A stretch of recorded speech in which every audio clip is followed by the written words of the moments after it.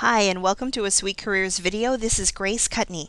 Today we are continuing our examination of common resume errors, in particular those that I've seen while working with college students and recent grads. Today we are looking at the error of treating the resume as though it were an application form. So as you can see with this resume, Martha has included her social security number and her date of birth. She has also included address and phone number information and her supervisor's name for her employment experience. Now, while this information is sometimes included in application forms that you may have completed in the past, it is not necessary to include it in a resume. Let's focus first on including demographic information. For your resume, all you need to include is your mailing address, and you can include both your permanent mailing address and your college address if that's applicable for you.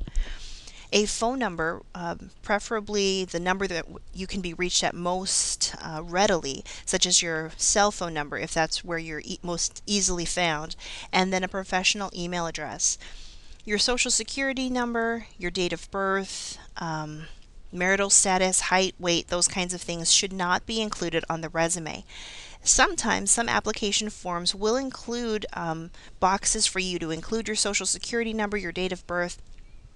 Usually that information is collected after you've been hired, and some employers will ask for that information if you're filling out various employment forms, but don't include it on your resume. There are a couple of very specific exceptions for including for example, your date of birth or your age, height, and weight. Sometimes that is included in a musician's resume or an actor's resume. Those usually are accompanied by a headshot.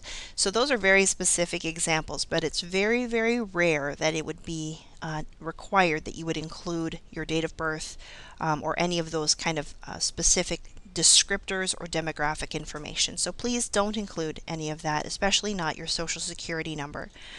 Even your mailing address, if you are uploading your resume to a website, a third-party website, and it's going to be included in some sort of a database, you might consider only including your phone number and email address so that you protect your address information.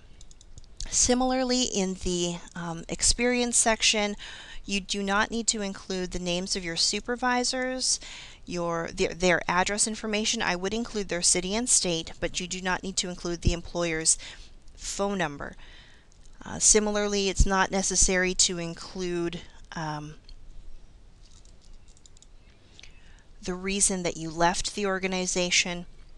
All of that information is not relevant to specific employers, so you can feel comfortable leaving all of that off.